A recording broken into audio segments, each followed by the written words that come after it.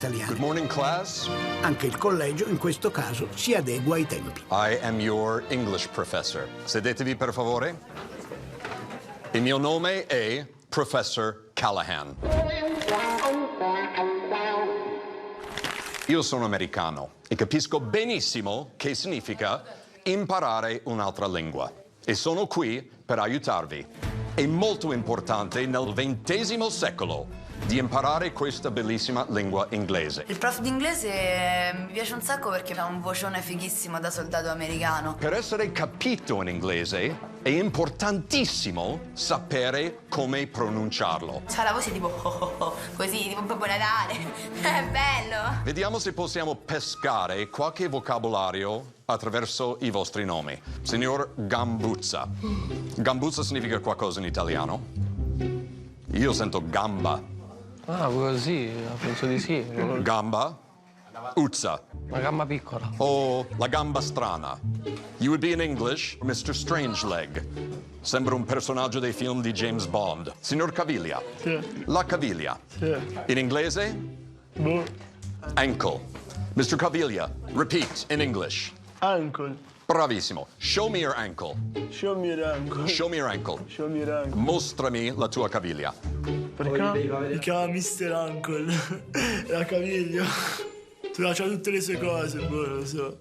Signor Frigerio, cos'è la storia con i tuoi capelli? Cosa vuol dire? Ma hai inserito il dito nella presa prima di venire a classe? Non è accettabile così. Ma ho provato pure a pettinarli. Controllali. Signor Frigerio, che significa il tuo nome? Niente. What is a fridge in inglese? Ah, fridge è il frigo. E frigo. Frigerio, like Mr. Refrigerator. Ripeti? Mr. Refrigerator. Bravissimo. Mr. Tosi, what does your name mean in Italian? In un qualche dialetto vuol dire ragazzi. Sì. Ah, Veneto. Nel mio dialetto vuol dire ragazzo, bambino. ma significa qualcosa Tosi? Tosare. Tosare. In inglese? To shear. A me con Tosi gli è venuto in mente tosare.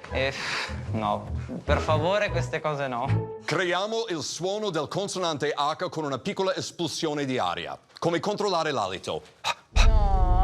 H. Durante la lezione, Beatrice non riesce a concentrarsi.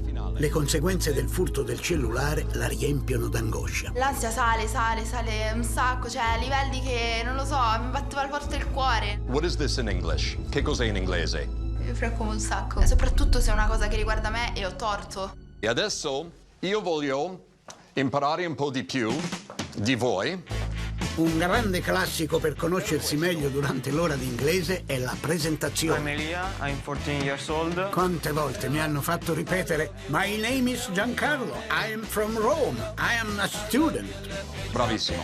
Hi, I'm Ginevra, I'm 15 years old and every day I'm lunatic. E un lunatic non significa lunatico, significa uno fuori testa. Una persona matta. Allora no. My name is Beatrice, I'm 16 years old and I think I'm a bit hot. Signorina, lei è hot? I think so. Signor Caviglia, che significa hot in questo senso? Caldo nel senso che... Do you agree? Sei d'accordo that Miss Kosu is hot? Chi? Sono Bea. Ah. Sì, dai. Sì. Sì.